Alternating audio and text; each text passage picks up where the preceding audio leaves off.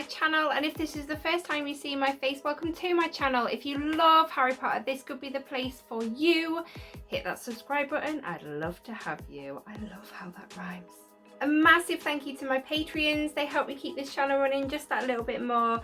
All my socials and Patreon is linked in the description of this video. Go see what I'm up to on those. But yeah guys, welcome back to my Saturday series. Today is episode 2. We're doing character theories in this series. Episode 1 last Saturday was all about Hagrid. I will link that video up there. Go check it out. It's quite interesting.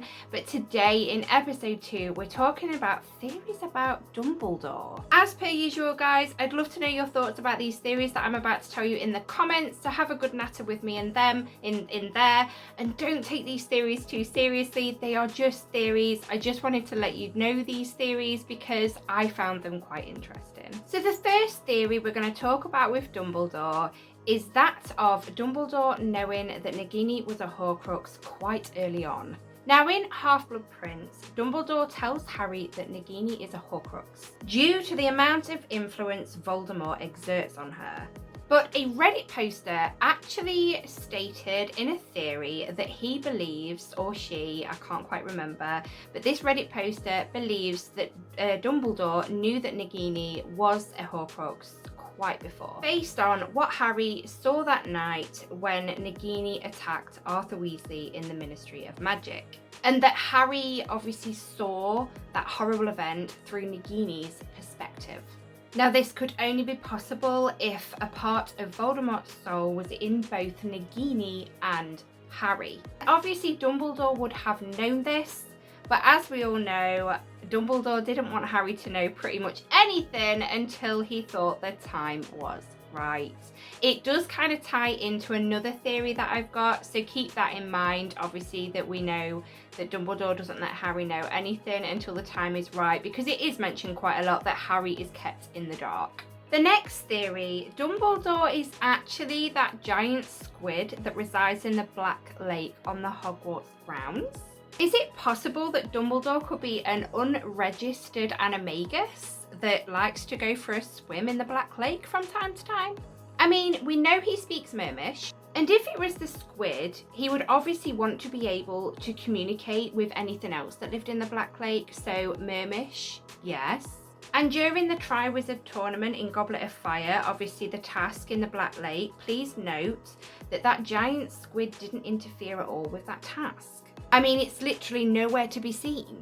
I mean, come on, it's a giant squid. I can't imagine hiding being a very easy task for it. What do we think to that one, guys? Let me know in the comments. Personally, I don't think Dumbledore is the giant squid, but at the same time, it kind of makes a little bit sense. Obviously, during the Black Lake task through Goblet of Fire, obviously Dumbledore is there with everybody whilst the task is going on. So yeah, why can't we see the giant squid in the lake?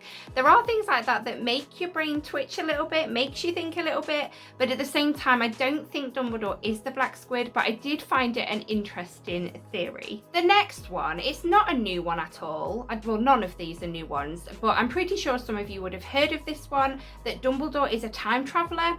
Now, it's one that I've never really looked at properly, but I did, and I thought, oh, okay, so I thought I'd mention it in this video because I did find it quite interesting. Now, Dumbledore makes very questionable decisions sometimes. We all know this. But for the most part, his decisions always pay off later. For example, this one pops to my head straight away because I recently watched it. In Deathly Hallows Part 1, Ron obviously has a hissy fit, doesn't he? And he disapparates away from Hermione and Harry, but then later on finds his way back. Having in mind Harry and Hermione were in a completely different place, how would Ron know where they were? But Ron says the story of the little ball of light that comes out of the Deluminator. He heard Hermione's voice, the ball of light went into his chest, and obviously he knew then that if he disapparated there and then, the ball of light would take him where he needed to be, back to Hermione and Harry. And whilst sat with Harry in the tent, Ron does mention to Harry that he thinks Dumbledore gave him that Deluminator within the will, left it for Ron purposely because he thought that Ron would need that one day to find his way back. Now, I know Dumbledore is a clever man, but how would he know that without being maybe a time traveller maybe? Now, it's also been said that Dumbledore sort of played about with time travel to try and save his sister.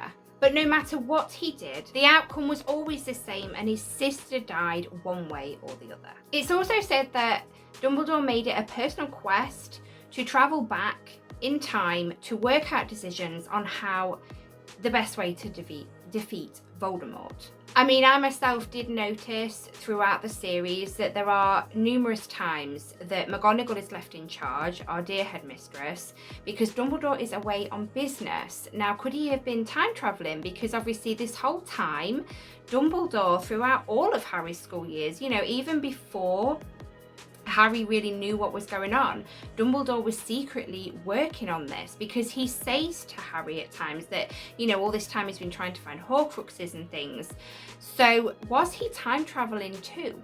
There is also theory as well that Dumbledore invented the time turner. Now, is this connected? I mean, if he was dabbling in time travel, was it the time turner? Did he invent the time turner? Is that how he was time traveling? What do you think, guys? Let me know in the comments. I kind of want to believe this theory, because there are times when it's like, but how did he know that was going to happen? And, you know, he could have been making big risks throughout the series, not knowing the outcome. But did he know the outcome? Was he time traveling? Let me know your thoughts. And the next one, guys, Dumbledore is death. Now, a lot of you, again, might have heard of this one, but I wanted to talk about it because I do find this one quite interesting. Is Dumbledore death? Okay, so with the Peveril brothers, the first brother believed he was the greatest wizard and asked for a wand, a most powerful wand of all the land, and was given the Elder Wand. The second lover, after losing the love of his life, asked for the ability to bring his lover back, to bring the dead back to life, and therefore was gifted the Resurrection Stone. And the third brother just simply asked that he was able to walk through life without fear of death following him. And he was gifted, obviously, the Cloak of Invisibility. Now, Voldemort, Snape, and Harry are believed to be like the Peveril brothers. Voldemort is very similar to the first brother because they are both very much into having all the power. And within their lifetime, Voldemort and that first brother acquired the Elder Wand in their possession. The second brother is very much like Snape, as both of them lost their lovers way too soon. Their lovers died way too soon. The last brother was very similar to Harry, as obviously they were both gifted the Invisibility Cloak. Now let's move on to Dumbledore apparently being death. Now, Dumbledore played a role in both Snape and Voldemort's deaths. He also gave Harry the Invisibility Cloak, which obviously, like in the story, Death gave that third brother the Invisibility Cloak. And Harry, after obviously Voldemort did the killing curse again on Harry, at the end of Deathly Hallows Part 2, Harry walked willingly over to Dumbledore on platform 9 3/4.